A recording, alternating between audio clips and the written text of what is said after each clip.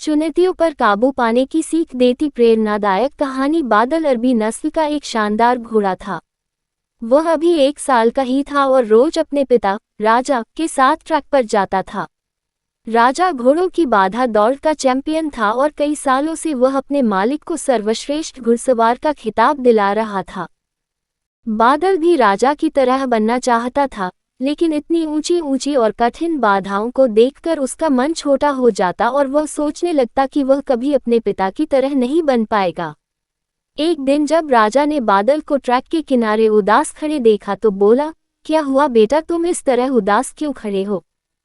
कुछ नहीं पिताजी, आज मैंने आपकी तरह उस पहली बाधा को कूदने का प्रयास किया लेकिन मैं मुंह के बल गिर पड़ा। मैं कभी आपकी तरह काबिल नहीं बन पाऊंगा। राजा बादल की बात समझ गया। अगले दिन सुबह सुबह वह बादल को लेकर ट्रैक पर आया और एक लकड़ी के लठ की तरफ इशारा करते हुए बोला, चलो बादल, जरा उसे लठ के ऊपर से कूद कर तो दिखाओ। बादला हंसते हुए बोला, क्या पिताजी, वो तो जमीन पे पड़ा है, उसे कूदने में क्या रखा है?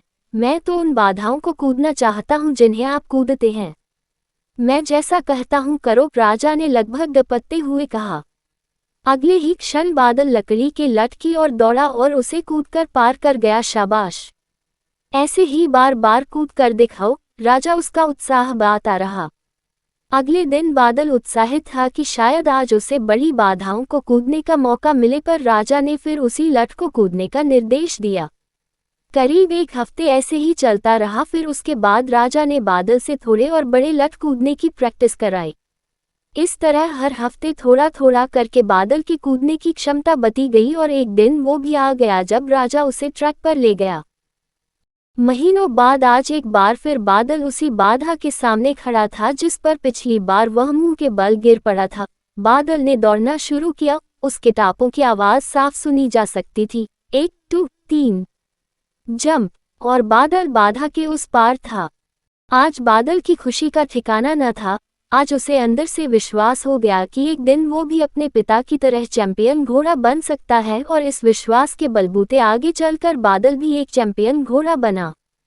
दोस्तों, बहुत से लोग सिर्फ इसलिए गोल्स अचीव नहीं कर पाते क्योंकि वो एक बड़े चैलेंज या ऑब्स्टिकल को छोटे छोटे चैलेंजेस में डिवाइड नहीं कर पाते। इसलिए अगर आप भी अपनी लाइफ में एक चैंपियन बनना चाहते हैं, एक बड़ा लक्ष्य हासिल करना चाहते हैं, तो सिस्टमैटिकली उसे पाने के लिए आगे बढ़िए। पहले छोटी छोटी बाधाओं को पार करिए और अल्टीमेटली उस बड़े गोल को अचीव कर अपना जीवन सफल बनाइए।